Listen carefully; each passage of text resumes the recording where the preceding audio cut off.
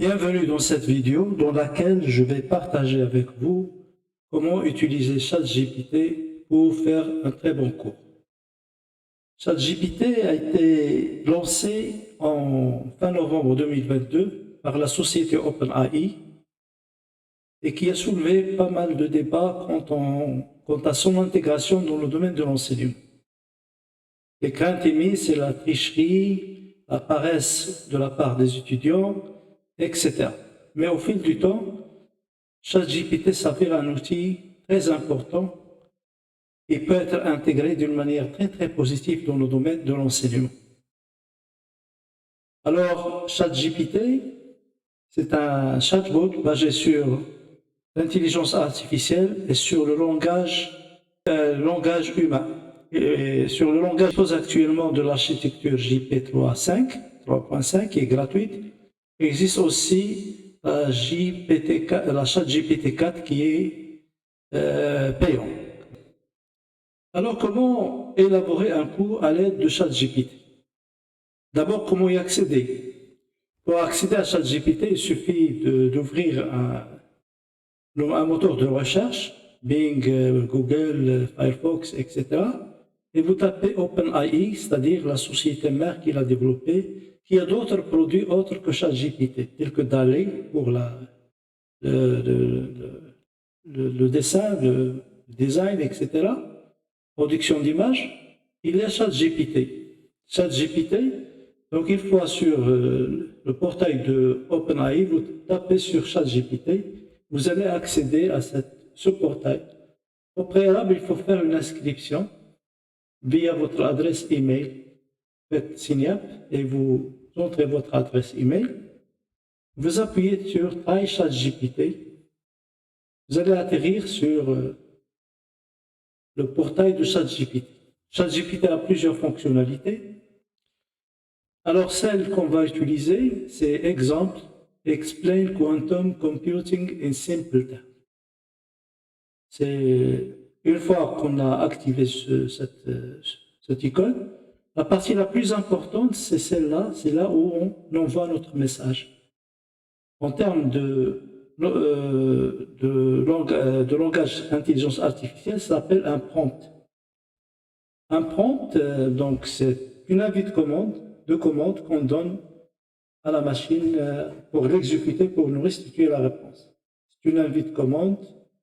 C'est une instruction qu'on donne au clavier pour qu'il nous restitue une réponse. Alors, le prompt, c'est la base de l'intelligence artificielle.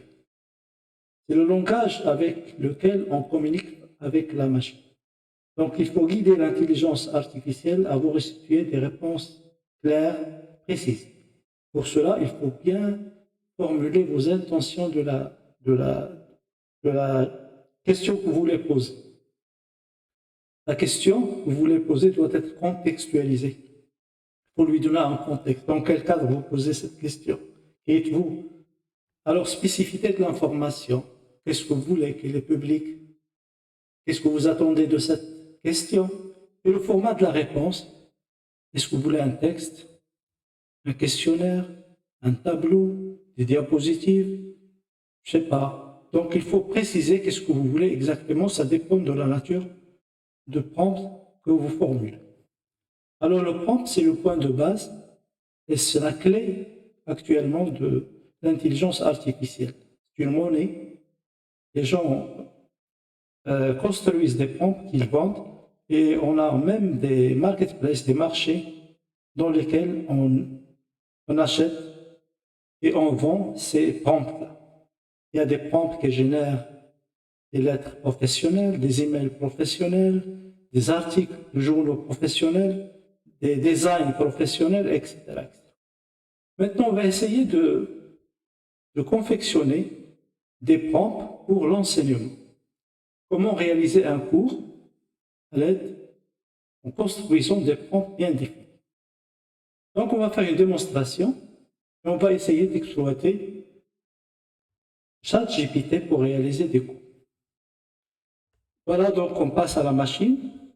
Voilà, donc bien que cette fenêtre ne correspond pas à celle que je vous ai présentée parce que j'ai introduit quelques plugins, quelques extensions, mais la partie la plus importante, c'est celle-là. C'est là où on pose notre question. Alors, j'ai préparé quelques prompts au départ. Voilà, construction des prompts. J'ai construit 5 prompts relatifs à comment faire un cours, n'importe quelle matière, avec le prompt suivant. Je suis professeur de discipline, je précise, c'est une variable, discipline, peut être physique, chimie, je ne sais pas quoi, biologie, à l'université, et je voudrais que tu m'accompagnes, c'est-à-dire ChatGPT, pour me faire un cours sur la thématique, choisir le sujet, au profit des étudiants. Donc l'intention, quel public? Quel est le public cible? Donc au profit des étudiants de premier cycle universitaire, donnez-moi un plan de cours étalé, je précise la durée, sur le nombre de séances. Est-ce que je veux faire un semestre, un demi-semestre, combien de séances par semestre, par semaine, etc. Et je vais même préciser la durée de la séance. Comme ça, je serai tranquille. Donc, je vais copier ce prompt et je vais le coller sur ChatGPT. Alors, je vais uniquement changer les variables.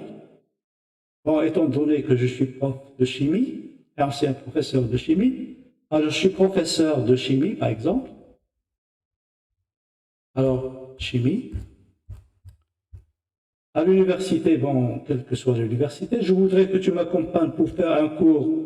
Bon, je précise, je vais faire la chimie organique, la chimie physique, la thermochimie, chimie minérale, etc. Je vais dire chimie organique, par exemple, celle que j'enseignais, organique.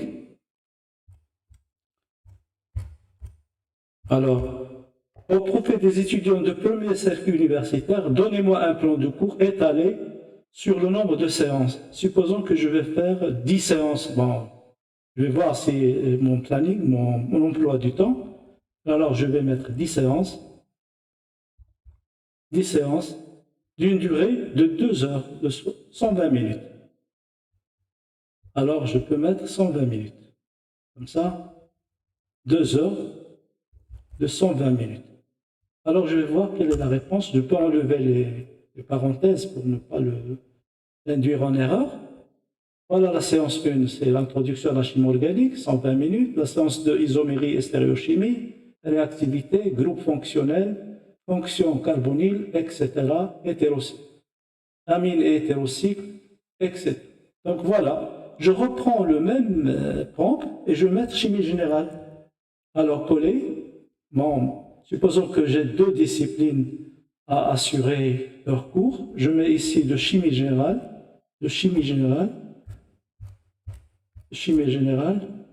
alors attention, chimie générale, de chimie plutôt, je m'accompagne pour faire un cours sur la chimie générale,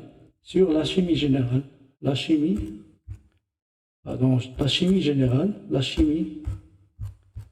générale. Alors, étant donné peut-être que le programme de chimie générale est beaucoup plus long que le programme de chimie organique, je vais me mettre, bon, soit disons 20 séances, 16 séances d'une durée. Donc, je vais changer un petit peu, je vais mettre 90 minutes. Bon, 90 minutes. Alors, on va voir si cette variable sera prise en compte lors de la restitution de la réponse. Voilà, donc je vais voir la réponse. Alors, voilà, donc...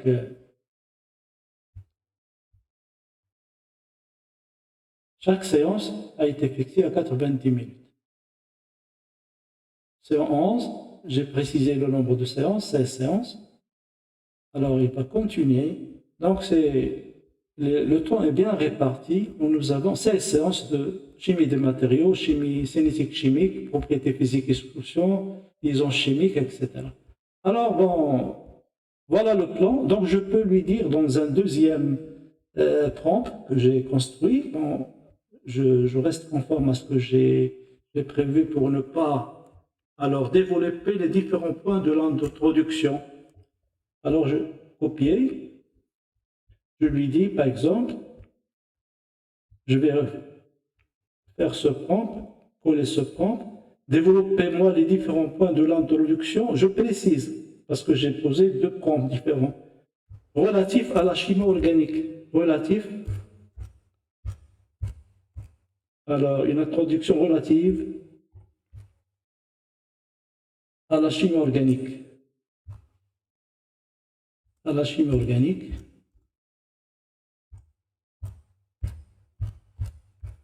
Organique. Alors, pour ne pas mélanger les deux parties, alors donnez-moi les différents points de l'introduction relative à la chimie organique sous forme de document Word. Alors, avant d'aller plus loin, je vais copier ça pour ne pas avoir des problèmes par la suite. Copier. Et je lui dis donc je valide pour qu'il me développe cette introduction. Je reste dans la chimie organique. Alors, la chimie organique occupe une place prépondérante dans notre compréhension du monde qui nous entoure. Elle constitue une branche de la chimie, importance de la chimie organique. Donc, c'est les points de cours, différence entre chimie organique et inorganique, structure atomique et molécules de base, etc. Donc, je vais voir le contenu. Si il ne me satisfait pas, je peux lui demander d'extrapoler un petit peu, de d'étendre, de développer plus le paragraphe que je vois intéressant à développer. Alors maintenant, ça dépend, est-ce que je peux mettre ce document à la disposition des étudiants ou bien je peux travailler en interaction avec les étudiants en réalisant ce cours. Maintenant, je vais reformuler, je vais reposer la question, mais cette fois-ci, je vais lui demander de chimie organique sous forme de diapositive. Alors, pour discuter le cours, de ne pas voir diapositive, supposons, j'ai remis le cours sous forme de document, maintenant on va passer pour sa discussion, diapositive, oui, positive, sous forme de diapositive. Voilà donc, il va me faire la présentation. Voilà les diapositives, chimie organique en bref, importance, diapositive 2, diapositive 3, etc. Nomenclature, conclusion, etc. Exploration continue. Donc, je vais revoir les différents points qu'il m'a présentés pour l'introduction. Alors, diapositive, une introduction à la chimie organique. La chimie organique en bref, étude des composés organiques principalement composés de carbone et d'hydrogène avec d'autres éléments. Large propriété composés synthétiques et naturels. Importance de la chimie organique. Alors, s'il s'avère que les points soulevés dans la diapositive sont longs, je peux lui, dès le départ, lui dire il suffit de me donner 2 signets dans chaque diapositive pour que le diapositive ne soit pas très surchargé. Je lui dis 2 points, 2 signets, 3 signets. Donc, dès le départ, je peux préciser le nombre de points à mettre sur chaque diapositive. Donc, je peux refaire les diapositives en mettant uniquement 2 signets. Donc, c'est une instruction que je peux ajouter dans les prompts lorsque je pose la question pour me préparer des diapositives. Je lui dis, vous vous contentez de 2 signets pour chaque diapositive. Donc, ce n'est pas l'appel mais vous pouvez dès le départ préciser que le nombre pour que les diapos ne soient pas trop chargés, de mettre un nombre minimum de signets dans chaque diapositive. Maintenant, on va passer à la 3e question. On a discuté le cours, etc.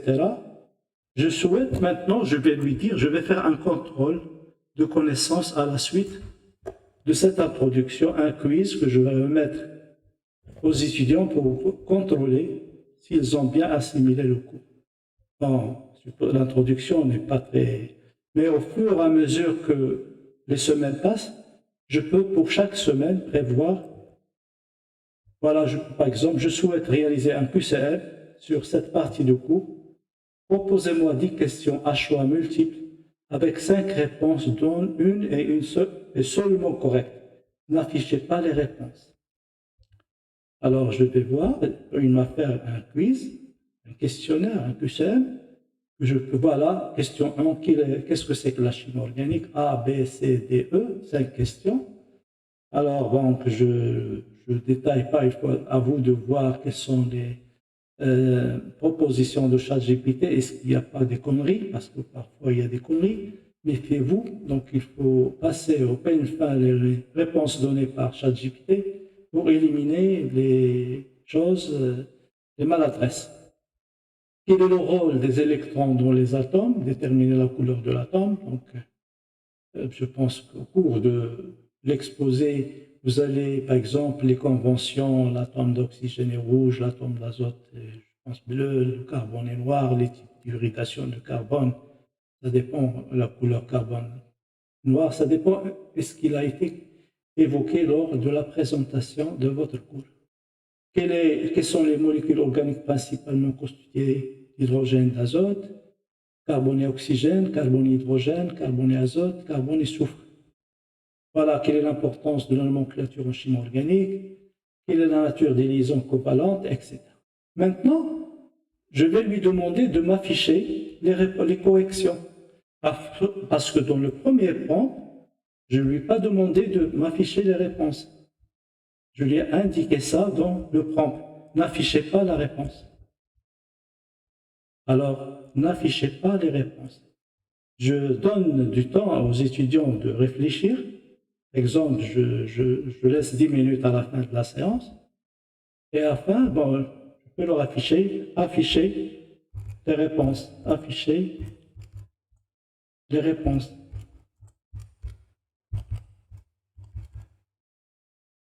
Alors voilà, il va me donner les réponses pour chaque question. Alors la question A, c'est pour chaque réponse, il va mettre la lettre correspondante à la réponse juste. Donc voilà, donc on peut aller séance par séance. Donc il suffit de faire un répertoire, ou bien ici, dans comment dirais-je, l'historique des chats, vous mettez ici vos renommées, vous éditez ça, donc cours de chimie organique, séance 1. D'accord? Vous mettez ici, vous mettez chimie organique, introduction. Et ainsi de suite, vous enregistrez sur le répertoire de Didier dans le cloud que vous réserve ChatGPT pour bien copier-coller dans un document Word chez vous. Alors, bon, c'est ça, c'est comme ça qu'on peut élaborer un cours avec peu d'efforts et se consacrer à des choses beaucoup plus intéressantes. Donc, c'est un outil qui permet de gagner beaucoup de temps et beaucoup d'efficacité dans le travail. Alors, je vous remercie et à une autre vidéo. Merci de votre attention.